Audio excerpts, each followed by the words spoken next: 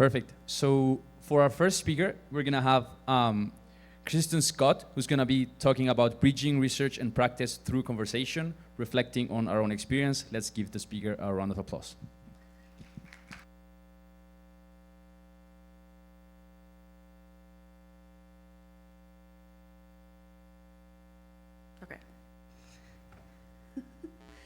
Okay, so we can move to the next slide. I'm going to be moving slides with the hand raising. Okay, so maybe, can we do the mic instead, because I can't see the slides. Up? Okay. I think I'm going to need to look at them. Okay, so the setting, this is a position paper essentially based on a working group, so it's a sort of several authors who are kind of core members who sort of stuck around to write this position paper that sort of summarized kind of our learnings as a working group. And kind of the setting that we're looking at is this sort of realization that there's sort of many engineering, computer science, we sort of call them quantitative researchers, who actually have very limited opportunities to engage with practitioners. This is not a blanket statement about all quantitative researchers. This is just sort of a phenomenon, and it was something that was present in our group. And specifically, a lot of these people are also wanting to do socially minded work, addressing like complex social issues, right? EMO, so access and equity. But again, they don't actually, in their sort of academic life, have any sort of connection or sort of ability or to learn how to work with practitioners. So we can move on. So let's just go over some definitions. So conversations, we really just say it's these interviews that don't have a specific research agenda or expectation for future collaboration. So that what this means is they do work sort of like unstructured interviews. However, it's not being done to be sort of qualitatively analyzed thematically, sort of in depth to then move on to a new work, right? It's the idea that we sit down with someone and engage in conversation, and we don't have to come up with some academic research to do together. Practitioners, we're talking specifically about people who work with like affected and marginalized communities. And as the working group's organization is that each member took a turn sort of reaching out, finding a practitioner they want to talk to, and then leading a discussion with the practitioner while like the whole working group was present, and it turned into sort of a more of an open discussion after sort of the led interview. Okay. So, like I said, this is a position paper, and what we're trying to do here is a group reflection on our own experience. So again, this isn't sitting back and analyzing in depth each interview qualitatively, because we didn't sort of create that relationship with these practitioners. They didn't sign consent forms to be research per se.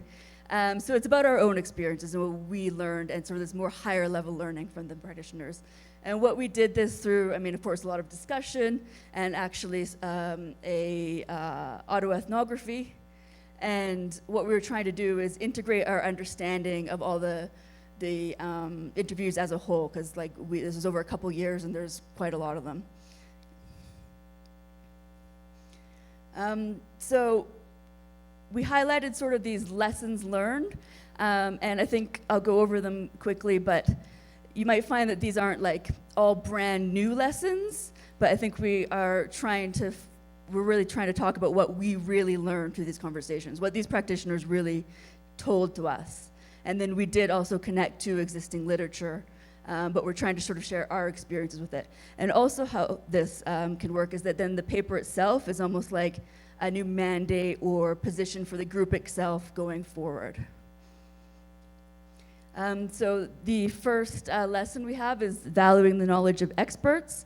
So intervening in complex social contexts that these practitioners are highly familiar with, and we often are not, means that they're very much the experts, and that a lot of the work that actually ends up being done is about dialogue and building understanding between each other, rather than just jumping into what data do you have, how can we help you with numbers, etc.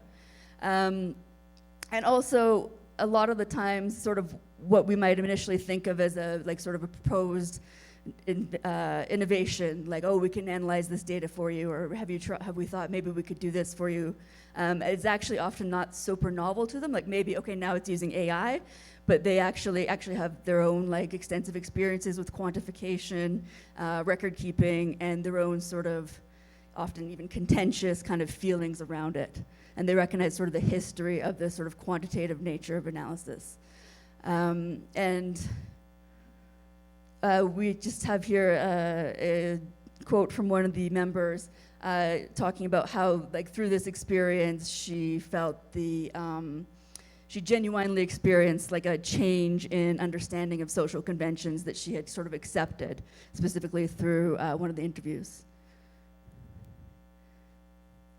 Then embracing the differing objectives of research and practice. So academia really focuses on novel contributions, which is not a priority for practitioners, right? They don't need a new research paper published. There doesn't need to be some sort of new knowledge created necessarily. And there's also this sort of timeline situation where practitioners are both working in the immediately solving problems constantly, while also having this sort of very long-term engagement with the communities in which they're working in, and long-term engagement with the population, the social context, and the sort of social problem that they may be addressing.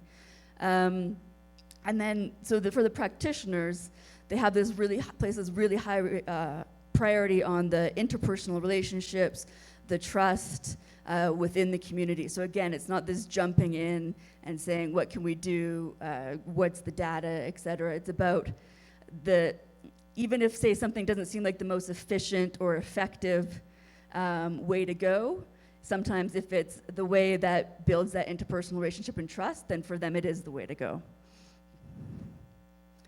And that's avoid data extractivism. This maybe isn't super new, but this is sort of a genuine understanding that we took away from a lot of the interviews. This idea of sort of researchers jumping in and trying to sort of collect data, maybe then take it away for other uses, take it away from the sort of groups and the people who the data is about, and not necessarily use it with those people's interests in mind or with those people's kind of involvement. And again, just this idea of the limits of quantification, not making some grand comment about the value of quantification, but understanding again the experiences that these practitioners have, that often there's a frustration associated with it. Often, especially in terms of quantifying success, is something these people are very, very familiar with. And they also often had things to say about this, like data-driven policy making that ultimately kind of leads to a superficial proposal that addresses the data while sort of ignoring the actual context. And then so where we went from there was thinking, okay, what are our roles then? As these, again, we're sort of these quantitative researchers hoping to use our skills and sort of intervene or work with these practitioners. So one thought was taking on this explicitly volunteer role, providing sort of our needed skills. And this is not saying that's all we can do, right? But that kind of starting point is a nice way to be offering help to the practitioners and the cause itself, while sort of building that relationship and learning about sort of their actual context or their actual group that they're working with. There's potentially a role for this translation work. I think we've talked a lot about vocabulary and sort of cross-understandings. So as these sort of quantitative researchers who are then also dipping into the qualitative in this sort of in-depth way, there's potential for this translation work. And of course, education of future students.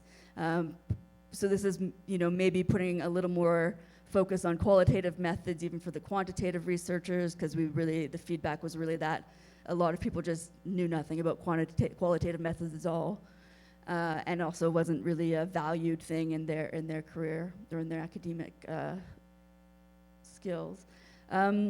And then, of course, this idea of just this conversation, taking these sort of conversation type or interview or like sharing from practitioners into the classroom itself, to sort of bring these experiences early on and for younger students. And then we just really want to say, like, finding ways to address the root causes. So what we mean here is if you're really looking to sort of assist or help or do sort of social good for a specific cause, we think it's super important to actually engage with the struggles that those people you're trying to work with are truly facing. This is often sort of political struggles, very complex, difficult things. And so if you're really trying to help them, that's sort of actually the fight they're often fighting, and to make sure to pay attention to that.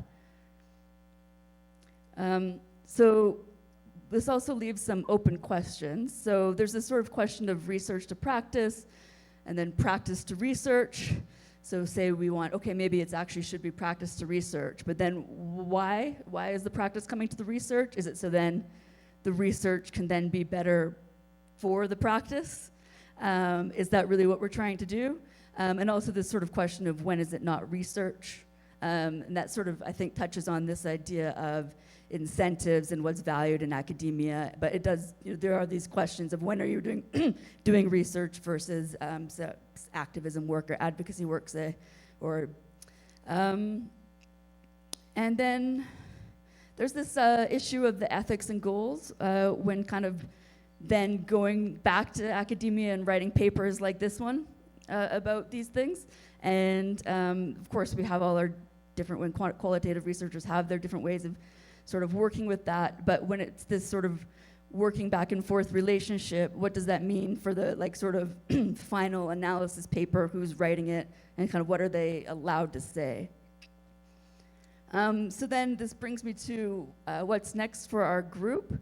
So after kind of learning these lessons, we've made a shift for this year for the Conversations with Practitioners working group. So the paper's now sort of a roadmap for sort of making a more ongoing, long-term, deeper collaboration. So this year we're focusing on doing a collaboration with one specific group, and still following sort of this conversations model to begin with, where we're having these roundtable discussions with the members of the group. And what we actually have is a relationship with a group called Chain that works in the gender-based violence space. And we already have started these sort of roundtable discussions where several members of the organization come and join online discussion with our group, and we sort of conduct the interview, sort of panel discussion style that way. And what we've kind of come up with so far is 2 specific projects that we're going to be working on them for the year. One of them's a data analysis project, and one of them's more of a potential design principle prototyping type project in the area of AI. What is AI in the gender-based violence space, and what is maybe a feminist AI in the gender-based violence space? And that's everything, so thank you very much.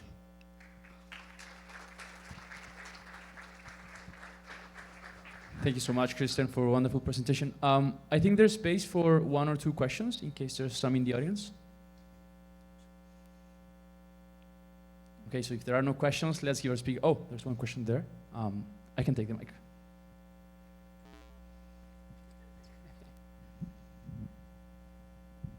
It's actually more comment than a question, and that's why I didn't raise my hand at first. I really want to express that in my belief, and I might be wrong, people may disagree, when PhD students solve real organizations' problems, I think they will be able to publish papers about it. I think when one really is able to solve a problem, afterwards you prove some theorem, you do some data, like the research will follow.